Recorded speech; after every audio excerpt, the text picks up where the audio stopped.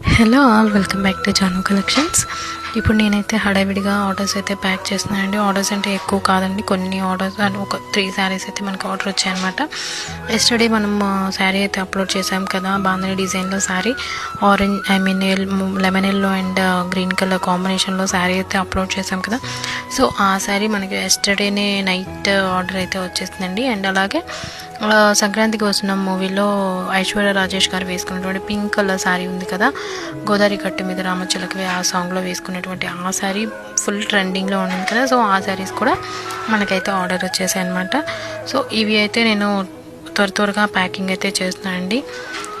Pack చేసి నేనైతే మా ఫ్రెండ్ వాళ్ళ బ్రదర్ మ్యారేజ్కి వెళ్ళడానికి అయితే నేను రెడీ అయిపోయాను అనమాట. సో వెళ్ళేదారిలో ఇవి ఆర్డర్స్ ఇచ్చేయచ్చు కదా, మళ్ళీ డిలే చేయడం ఎందుకనేసి నేనైతే ఇవి ప్యాక్ చేస్తున్నాను అనమాట.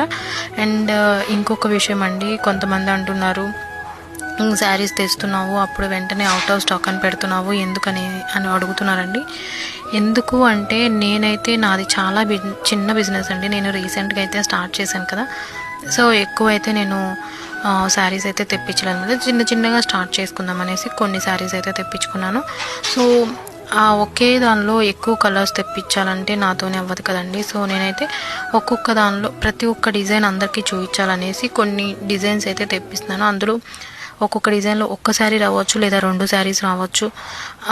మ్యాక్సిమం అంతకన్నా ఎక్కువ రావండి, ఒక 3 ఇంకంతే, అంతకన్నా ఎక్కువ రావన్నమాట. ఎందుకు అంటే వెళ్తాయో వెళ్ళవో అని చిన్న భయం అండి. అందుకోసమని మీరందరూ కూడా నాకు సపోర్ట్ చేయండి, లైక్ చేయండి, షేర్ చేయండి. Thanks for watching.